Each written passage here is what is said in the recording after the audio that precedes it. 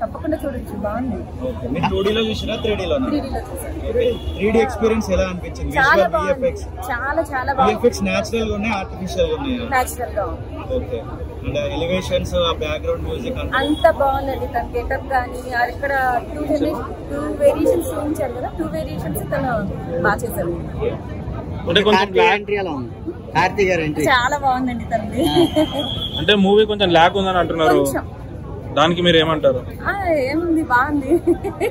అంటే ఇప్పుడు చాలా మంది స్టోరీ ఏం లేదు, ఓన్లీ సూర్య కోసం వెళ్ళాలి అని అంటున్నారు, దానికి కొంచెం లాగ్ ఉంది అంతే. స్టోరీ సొసైటీకి ఏమైనా స్టోరీ ఉందా? ఏం లేదండి, జస్ట్ మూవీ. పార్ట్ 2 లో ఎక్స్పెక్ట్ చేస్తున్నాం. ఓవరాల్ రేటింగ్ ఏమి ఇస్తారు? 6.5. చాలా చాలా అంటే చాలా ఎక్స్పెక్ట్ చేసి 2 కోట్లు అన్నారు నాయన, బాహుబలి క్రాస్ అన్నారు నాయన అని చెప్పి చాలా ఎక్స్పెక్ట్ చేసి సినిమాకి. కంగువా మూవీకి వచ్చాను, కంగువా మరీ చెప్తున్నాను పేరు, కంగువా మూవీకి వచ్చాను.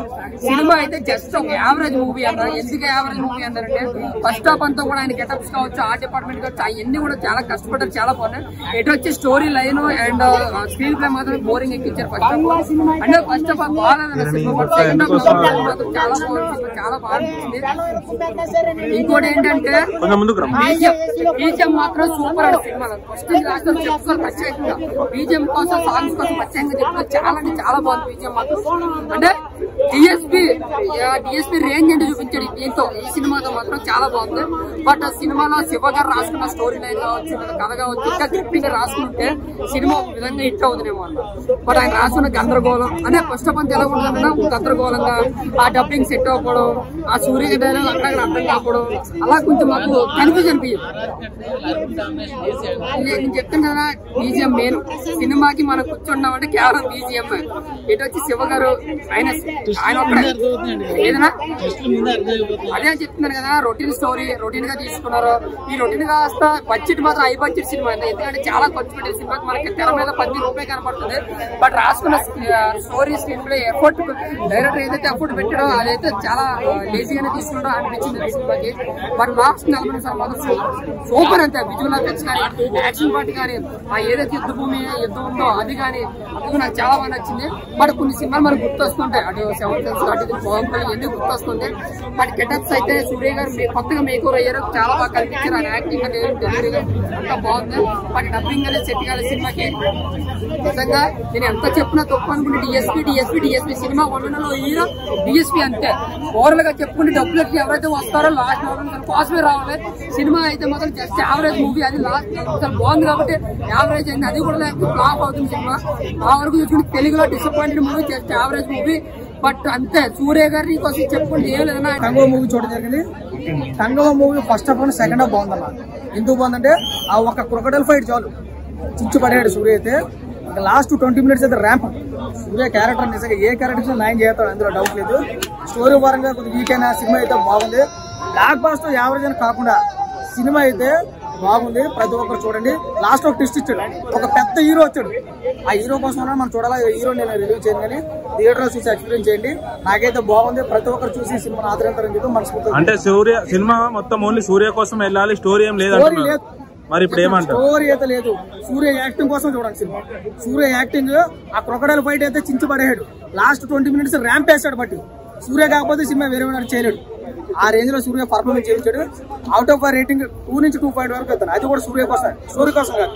సూర్య అయితే బాగా చేశాడు. కంగువా ఎట్లా అనిపించింది? వస్తున్నది ప్రొడ్యూసర్ ఒకటే చెప్తున్నా, చల్లని కండువా గప్పేసుకుని హ్యాపీగా నిద్రపో. ఏసీలు అవసరం లేదు, చలికాలం అవసరం లేదు. మస్తు అంటే మస్తు బ్లాక్ బస్టర్ మూవీ పడ్డది.